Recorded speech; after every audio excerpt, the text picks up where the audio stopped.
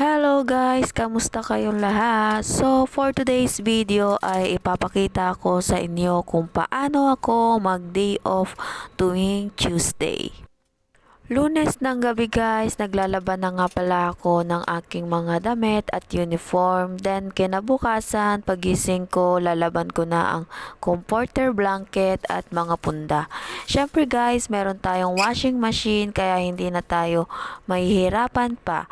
Kaya salamat sa tulong ng company namin. Then guys, after nyan ay maglilinis ako ng kusina namin at after ng linis ng kusina at kwarto, diretso na ako maglinis ng CR namin. Then yun na nga, after ko nga maglinis ng CR ay dumiretso na nga ako sa ayos ng mga kama at ng paglagay ng punda. So guys, ayan nga ang pag-ayos ko ng aming kama.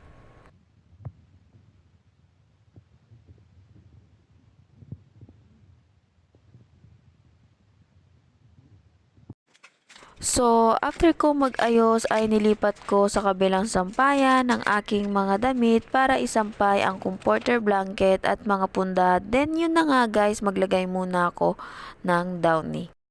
Then, habang hinihintay ko nga pala matapos ang nilaban ko sa washing machine ang mga punda at comforter, ay kinusot at binanlawan ko muna ang mga panloob kong susuotin. So guys, tapos na ang mga labahan ko sa washing machine. Sunod ko namang gagawin ay isampay ang mga ito. Bago ko nga pala guys isampay ang mga ito, nilagyan ko muna ng powder ang washing machine para sa next kong lalabhan.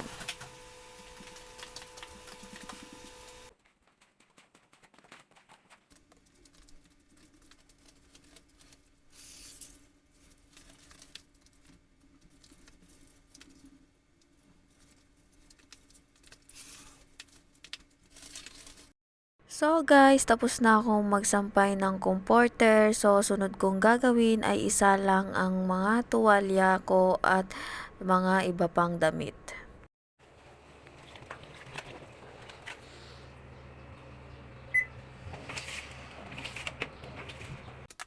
After ko ngang isala ang iba kong mga damit at mga tuwalya ay sinampay ko naman ang mga punda at mga kumot.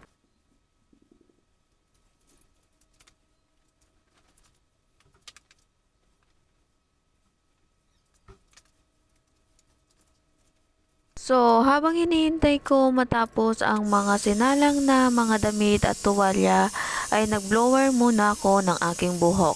Then, after matuyo ng buhok ko ay kinuha ko ang aking notebook para magsulat ng mga tula. So guys, after matapos lahat ng aking mga gawain ay nagluto na ako ng aking kakainin. Nga pala guys, hindi ako expert sa pagluluto kaya ang niluto ko ay ginisang sardinas na hinalo ang isang itlog.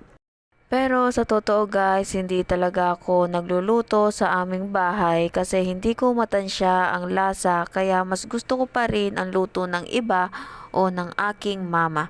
The best pa rin talaga ang luto ng magulang guys. Ganon talaga pag OFW ka at nag-iisa ka lang, so need mo matuto sa iyong buhay kapag mag-isa ka lang. Pero guys, wag kayong mag-alala, meron akong jowa dito na sobrang sarap magluto. Kaya okay lang guys kung sa aking day off ay sarili ko munang luto na matitikman ko. So guys, tapos na nga ako magluto. So, na-enjoy ko naman ang aking day off na mag-isa.